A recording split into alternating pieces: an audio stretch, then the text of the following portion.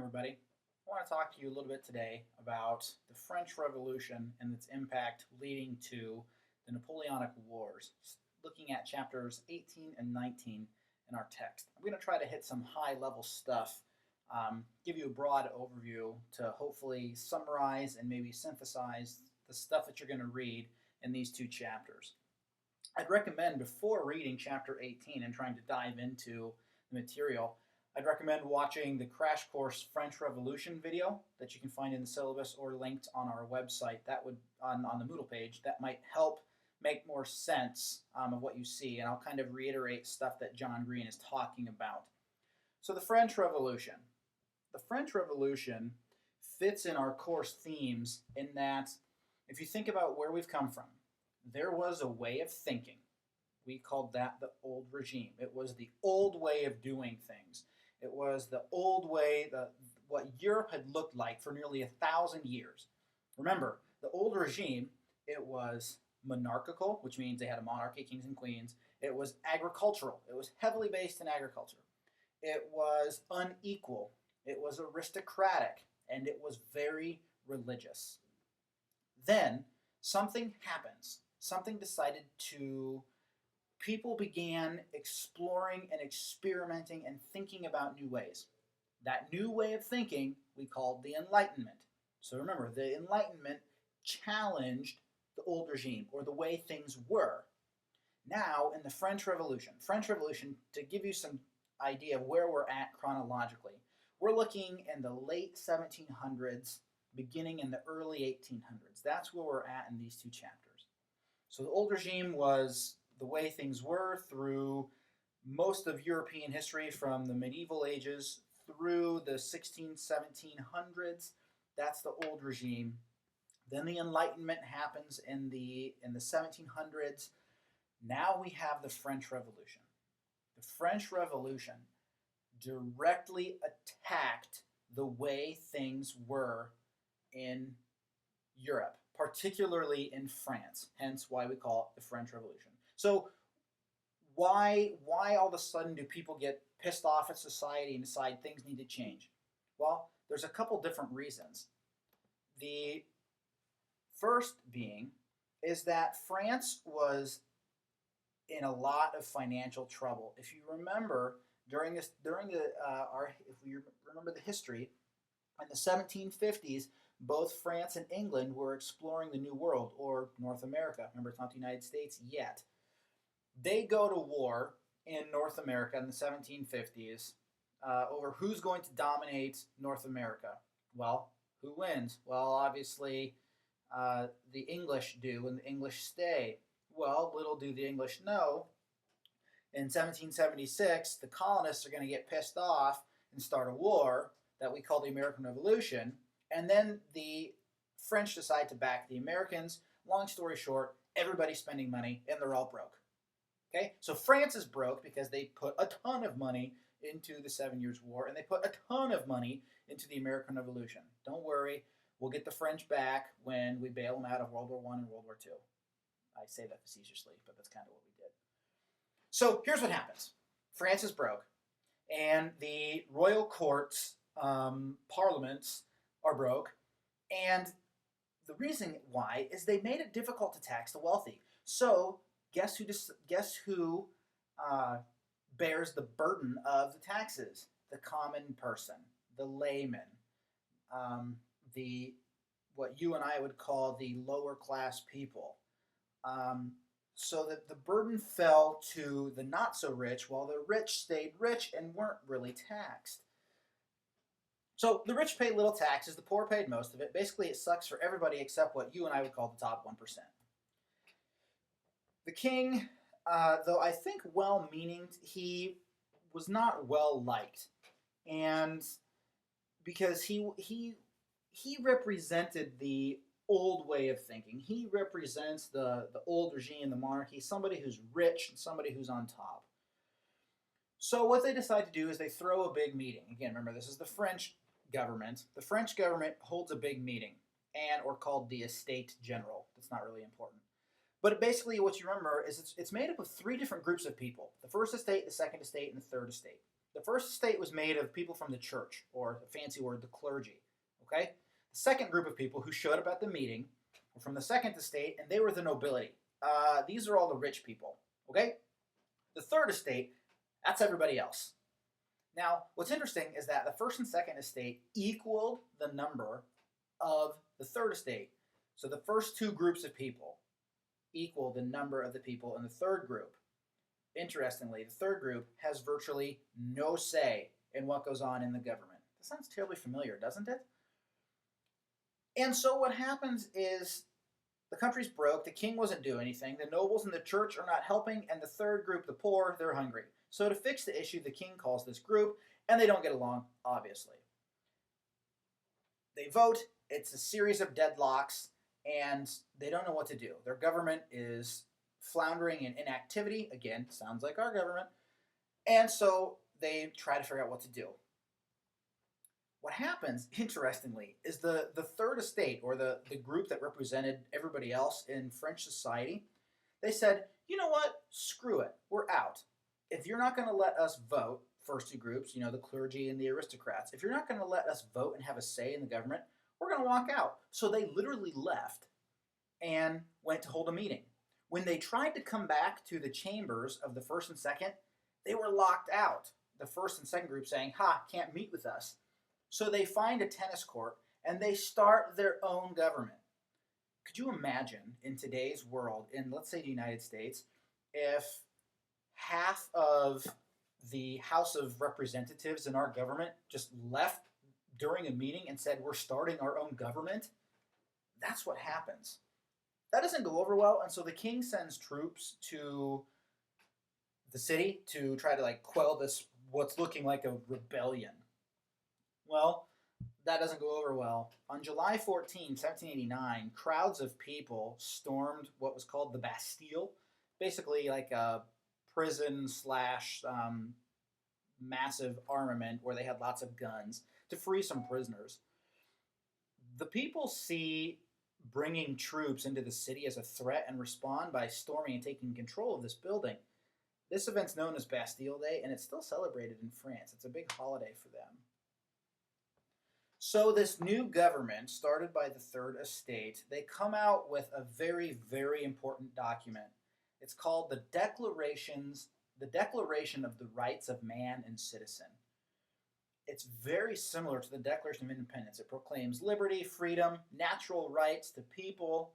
The most powerful ideas from this are civic equality and popular sovereignty. Basically, this new document from this new government states that we're going to get rid of a lot of the rules of the way things were. That is groundbreaking. That is earth-shattering in Europe. Imagine a new government starting from as a break-off from one, and now this new government is declaring we're going to completely change the way everything has been in our country, and we're going to make it better. That's pretty earth-shattering stuff. So they begin a political restructuring of France, and they give a bunch more people active citizenship. Interestingly, though, when we say they gave a bunch more, they ended up only allowing about 50,000 people to be able to vote out of roughly 25 million people. But still, that's still very groundbreaking in allowing more people to vote. Meanwhile, other kings in Europe are like, whoa, what's going on here? Because imagine if the neighbors hear that, wow, there's a king in Europe who is set up by God. It's always been this way. It's been this way for about 1,000 years that kings have told people what to do. And now all of a sudden, France, you're saying you're not going to have a king anymore to have all the power? What's going on? So the neighbors from Austria and Prussia got together and like, France, we got your back. That's basically what that means. So France decides to do something that doesn't really pan out. They decide, let's go to war with Austria. We're broke, we need money, our people are starving, let's go to war, we'll steal all their money, and maybe that will help. Well, the plan backfires when Prussia joins, and so now France is at war, even though they're broke, it backfired. So when things got bad, the National Assembly they decided to blame the king for saying, "You're the reason why our war and why our revolution isn't working out so well." So the new government, these radicals, they capture the king, they kill him, they cut off his head, that's what that picture is.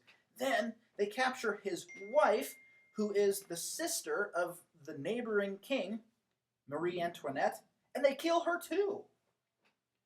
This is radical. This is groundbreaking. Common people seizing the king, killing him, seizing his wife, killing her. This killing of everybody, this cutting off of heads, and this disaster in France, that is called the Reign of Terror. Now remember, this is the French Revolution. It's trying to set up a new government that's unlike anything before. Basically, it turns out to be very violent. What we know is that during the Reign of Terror, when people of the revolution were trying to bring about this revolution, we believe that upwards of 20,000 people were killed. They were declared enemies of the government. So they set up a bunch of different committees. They set up a bunch of different ways of doing things in society. Levy and mass, that's basically what you and I would call the draft, to hopefully bring some more power, some more stability to France. So through a series of governments, people come and go. It's unstable. They're in the midst of basically what you and I would call a civil war. The event is called the French Revolution. This opens the door for somebody to come in and consolidate power and take over. Guess who that person is? Napoleon. Napoleon Bonaparte was an officer in the French army. Remember, France at war with Austria and Prussia. And Napoleon starts as an officer, an artillery officer, rises through the ranks when people notice his brilliance for war, finds himself general of the entire French army in his, I think in his 20s. A very young person to be the commanding general of the entire French force. With the French Revolution going on, the government is in a mess. Napoleon throws a military coup. A military coup is when the military takes over. And takes over and puts himself up as an emperor. Or first he calls himself the first consul. That's language from ancient Rome. Okay? What he does is he ends the revolution, he puts himself on top, he suppresses all of his opponents through bribery, secret police, and Napoleon Bonaparte is on top. He starts his own dynasty and crowns himself Napoleon I, Emperor of France. And then he decides to take war to the continent of Europe. In the midst of this, a revolution takes place in a wee corner of the French Empire in Haiti. It's called the Haitian Revolution. What I want you to remember why this is important is it sparks revolutions that flow over into other parts of the New World, and it also demonstrated that slaves, black African slaves, could wage a successful war against people and win. So back to Europe, the French Empire. Napoleon goes through a series of wars, and everything in the blue, basically he kicks ass and takes names. He controls almost all of Europe. I'm going to skip a little bit. What this leads to is a great rise in nationalism. English feel that they're superior to the French, that we can beat Napoleon. The Russians feel superior. The French feel superior because they've got this little man leading them through conquest. Long story short, we all know how Napoleon ends. His rise to fame and glory, he's in power for roughly 15 years, and he is eventually defeated by a European coalition of forces who unite the English, the Russians, the Austrians, the Prussians. They all unite, and other nations, against France to quell Napoleon, and they beat him at Waterloo. We all know how that ends. That the importance of what we need to remember is that this rise in nationalism, we see this growing and eventually explode again in World War One, starting in 1914, so about 100 years later. The importance of the end of Napoleon is you have to remember this. Napoleon represents, he quelled the French Revolution, which didn't work to try to bring about an end to the way things were. Napoleon's wars are important for many reasons because after Napoleon, you have a series of treaties that unite all of Europe to say, we can't go to war, we can't do this again. We don't see this type of agreement again until post World War One. Also, Napoleon waged war. If you go back to this map, he waged war across the entire continent of Europe. We don't see war on this scale until World War One, over 100 years later. And what we have to remember too is that Napoleon is one of the first to make it truly a continental war, where there are campaigns and fighting going on all across Europe, again, which we see in World War One, and even worse, we see in World War Two. So there are long-lasting implications of Napoleon, mostly though a glorification of the individual and a glorification of individual cultures. Here we see the English thinking they're better than everyone else, the French thinking they're better than everybody else, the Russians, the Prussians, the Germans. This all comes to a forefront again 100 years later at the outbreak of World War I. What we're going to look at next week is we're going to look at the Industrial Revolution and how in the 1800s we see a movement away from agriculture and a movement towards manufacturing. I hope this helped synthesize everything for you. Have a great week, everybody. Thanks for listening.